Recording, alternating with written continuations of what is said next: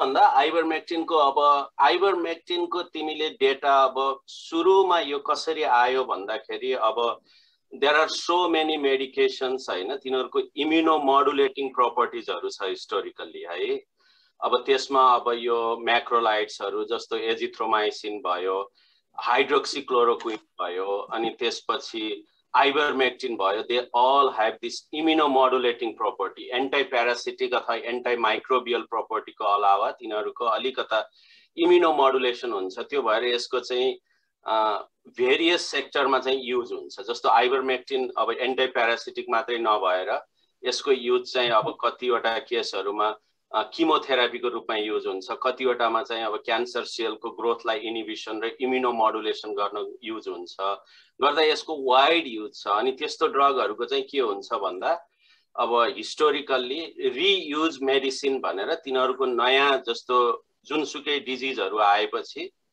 त्यो ड्रग्सहरुलाई चाहिँ तिनीहरुले रियुज मेडिसिनको रूपमा साइन्टिस्टहरुले हेर्न सुरु गरिहाल्छ अनि त्यो हेर्न सुरु गर्दा के भयो भन्दा अस्ट्रेलियामा एउटा स्टडी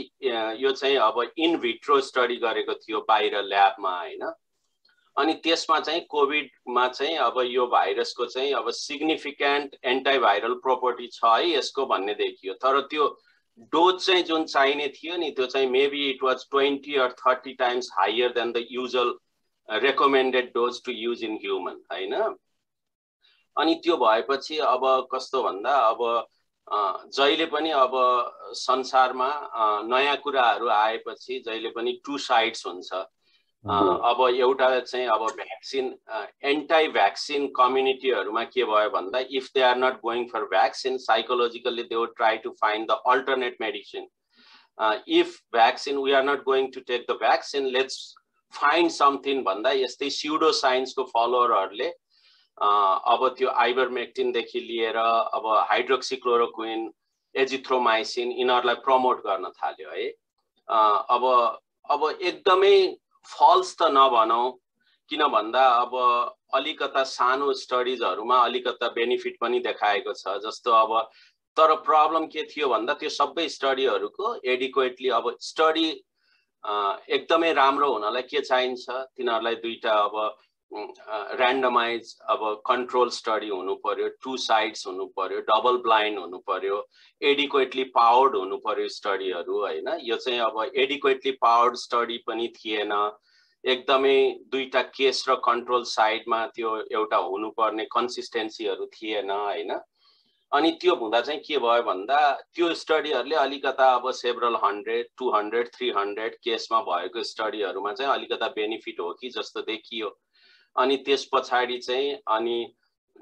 हाम्रै मेडिकल कम्युनिटीको सर्टेन डाक्टर्सहरुले पनि यसलाई फेभर गरेर प्रचार गर्न थाल्यो है अनि त्यसपछि संसारभरि स्पेशली ल्याटिन अमेरिकन कन्ट्रीहरुमा जस्तो ब्राजिल अर्जेन्टिना त्यहाँ चाहिँ हाइड्रोक्सीक्लोरोक्विन र अब इभन यो आइभरमेक्टिनको चाहिँ एकदमै र्यान्डमली युज भयो पोलिटिकल्ली लिडर्सहरुले प्रमोट गर्न थाल्यो गर्दा स्युडो साइन्सको फलो गर्ने मान्छेहरुले चाहिँ विन गर्यो अनि र्यान्डमली सबै मान्छेहरुले लिन थाल्यो अनि बिस्तारै त्यो कुरा अमेरिकामा पनि छिर्यो अनि यहाँ पनि मान्छेहरुले अहिले के गरिरहेको छ भन्दा हाम्रो साउदर्न स्टेटहरु जहाँ चाहिँ अलिकता साइन्समा अलि बिलिभ गर्ने मान्छेहरुको संख्या अलि रिलेटिभली अब साइन्समा बिलिभ नगर्नेहरुको संख्या धेरै हो कि हैन अनि त्यहाँ चाहिँ कस्तो भयो भन्दा अब अहिले अब पीकमा छ अब कतिवटा हस्पिटलहरुमा चाहिँ अब 100% आईसीयू बेड फुल छ स्पेशली यो ओक्लाहोमा अनि चाहिँ त्यसपछि अलाबामा अनि त्यसपछि टेक्सस इभन साउथ क्यारोलाइना अनि यो अनि मिजोरी मिसिसिपी यो स्टेटहरुमा अहिले एकदमै फैलिदो अवस्थामा छ तैपनि मान्छेहरुलाई भ्याक्सिन रेडिली अवेलेबल भए पनि they are not willing to go and take vaccines अनि त्यो भएपछि if they are not willing to take vaccines they are willing to find some alternative medicine that may not be backed by scientific evidence हैन त्यस्तो गर्दा अनि आइभरमेक्टिनको युजहरु र्यान्डमली हुन थालेको छ अहिले अनि त्यो हुँदा नै अब यति मान्छेहरु आइभरमेक्टिनको पछाडी लागेको छ कि they are willing to go above and beyond to find veterinary medicine हैन अनि त्यसको डोज चाहिँ it's maybe 5 to 10 times higher than what we use for humans अनि त्यो लिएपछि अब अब्भियसली अनि मान्छेलाई नसिया भमिटिङ डायरिया हुन सुरु हुन्छ कहिलेकाहीँ एबनर्मल कार्डियक रिदमहरू पनि डेभलप हुन सक्छ है अनि मेनली चाहिँ नसिया भमिटिङ डायरिया भएर अब पोइजन कन्ट्रोलमा चाहिँ एकदमै धेरै कलहरू अहिले maybe more than 50% of the total call attended by poison control service is related to ivermectin toxicity. त्यस्तो भइरहेको छ अब होपफुली नेपालमा चाहिँ त्यो लेभलमा छैन होला हैन नेपालमा चाहिँ त्यस्तो चाहिँ छैन नेपालको कन्सर्न भनेको चाहिँ एउटा चाहिँ डेल्टा भेरिएन्टको बारेमा चाहिँ अलिकति थाहा नभएर अलिकति राम्रो ज्ञान नभएर अर्को चाहिँ मैले चाहिँ देखेको चाहिँ के हो भने अलिअलि त्यस्तो युएस को जस्तो चाहिँ हैन तर यहाँ पनि भ्याक्सिनको अलिकति स्केप्टिसिजम चाहिँ अलिकति छ त्यसको बारेमा चाहिँ बरु हजुरले अलिकति क्लियर गरिदिनु अझ चाहिँ how is delta variant different than the previous variant and how is vaccine how does vaccine help त्यो कुरा चाहिँ अलिकति क्लियर गरिदिनु भयो सजिलो हुन्थ्यो एक्चुअली अब डेल्टा भेरिएन्टको चाहिँ अब के भयो भन्दा अब भेरिएन्ट डेभलप हुने भनेको माइनर जेनेटिक अब अलिकता जेनेटिक म्युटेसन त नभनौं शिफ्ट र ड्रिफ्टहरू हुँदै अनि चाहिँ त्यसपछि भाइरसहरू चाहिँ के हुन्छ भन्दा maybe they will not have the same efficacy of the vaccine compare to the wild variant सुरुमा आयो हैन अनि त्यो हुँदा अब सबै डेटा आइसकेको छैन but it seems like all the vaccines do not work as good as it's supposed to work for the wild variant but still vaccine is around you know अब preliminary data haru अब solid data आइसकेको छैन अब यो जुन mRNA भ्याक्सिनहरु छ जस्तो अब त्यो फाइजर र मोडर्नाले बनाएको भ्याक्सिनहरु चाहिँ it will be still more than 90% effective है अब total efficacy to prevent the hospitalization and the serious illness है अनि एस्ट्राजेनेका को भ्याक्सिन पनि जुन नेपालमा युज भइरहेको छ त्यो पनि गुड छ तर अब यो जुन अब चाइनीज भ्याक्सिन छ maybe it's not as good as that but still traditionally हेर्ने हो भने हामीले फ्लू भ्याक्सिन भनेर लगाइरहेको भ्याक्सिनहरु जुन छ त्यो चाहिँ अराउन्ड मेबी 50% हार्डली इफेक्टिभ है त्यो भ्याक्सिन हामीले एनुअली दिइरहेको छौं हैन भन्दाखेरि त जुन भ्याक्सिन हामीले we think it's around 80 to 90% effective that is far better than not taking vaccine at all है number 1 and number 2 if the skepticism is about possible side effect of the vaccines अहिले सम्म चाहिँ संसारमा अब several 100 million मान्छेले vaccine लिइसकेको छ हैन त्यति हुँदाखेरि युजुअली जुनसुकै भ्याक्सिनको चाहिँ साइड इफेक्ट हो भने serious side effect it tends to occur in few months so it's been already almost 9-10 months of immunization in the world हैन यति धेरै several 100 million मान्छेले vaccine लिइसक्यो if there were to develop certain terrible side effects it would have been developed by now number 1 number 2 vaccine is still effective around 80 to 90% you know in total so if we have something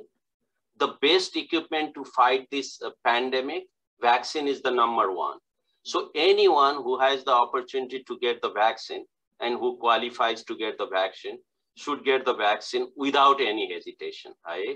यति राम्रो vaccine यति effective vaccine यति widely distributed vaccine in matter of couple of months historically there is nothing as successful as this vaccine so I would not hesitate a bit actually I am waiting for you know मैले अर्को कुरा चाहिँ जस्तो अब usually यो भ्याक्सिनहरु चाहिँ when of अब 8 months मा वेन अफ हुन्छ यसको इफिकेसी भन्ने देखिसक्यो अब हामी फ्रन्ट लाइनर्सहरुले अमेरिकामा मैले I got the vaccine back in December so I am waiting for CDC to approve the booster dose for the healthcare providers because I know this vaccine works I know this vaccine is safe and I know pandemic will still be ongoing for coming few years so अब चाहिँ vaccine skepticism होइन कि we should be rooting for booster dose है त्यही भएर चाहिँ अब यो भ्याक्सिन लिनलाई चाहिँ कसैले पनि हेजिटेट गर्नु पर्दैन अब रिसोर्स फुल कन्ट्रीहरुमा likely you know AstraZeneca or mRNA vaccines are better but something is better than nothing even the Chinese vaccine you know with 2 doses it works you know so I would not hesitate a bit to go and get the vaccine There is no reason to be hesitated about it. अनि हजुरलाई नेपालको cold चेनमा चाहिँ अलिकति के comment गर्नुहुन्छ कि त्यसको भ्याक्सिनको डिस्ट्रिब्युसनहरुमा के प्रब्लम हुन सक्छ कि किनभने यो त नयाँ टाइपको भ्याक्सिन हो अब अहिलेको डेभलप्ड उसमा हैन इभन इन नेपाल हैन आई अब maybe there will be random situations even अमेरिकामा पनि कोल्ड चेन चाहिँ ब्रेक भएर कतिवटा केसमा एमआरएनए भ्याक्सिनहरु त अझै एकदमै कोल्ड इन्भाइरोन्मेन्टमा फ्रिजिङ इन्भाइरोन्मेन्टमा राख्नुपर्ने हुन्छ हैन there has been situations where cold chain was interrupted and those vaccines were discarded है अब नेपालमा चाहिँ अब rural area मा I can see there could be some problems हैन but still I hope the healthcare people who are dealing with those vaccines will be forthcoming and kind of if the situation of the cold chain breakdown happens like that they should be forthcoming to kind of discard that vaccine rather than administering that to the general public. But I can see certain situations where there could be kind of, possibilities of breakdown of that cold chain. But still at this point, just because of I'm skeptical that cold chain might have been broken somewhere and I'm not taking the vaccine, that does not make sense to me. But I can see why someone could be concerned about it. But again, I would believe the medical professionals. I would believe the system. I would take the vaccine. But I would not be surprised if there are random situations where you get the, these either true news or sometimes just the hype news saying that, oh, there was a big disruption in the cold chain and vaccine may not have been sufficient. That's possible, but that should not be the reason for me not to take the vaccine. Last question for those who are skeptical on taking oil, hesitate what is your message? My message is this vaccine is number one, very safe, well tested. Several hundred millions have already taken the vaccines. This is one of the best vaccine actually out there right now. Efficacy is almost compared to MMR vaccines, If there were a serious side effect from these vaccines, it's already been 9 months period, people would have known about it, okay? So there should not be any reason to be skeptical about this vaccine. We should go forward, get the vaccine, protect yourself, protect your family, and protect the society. That should be the goal.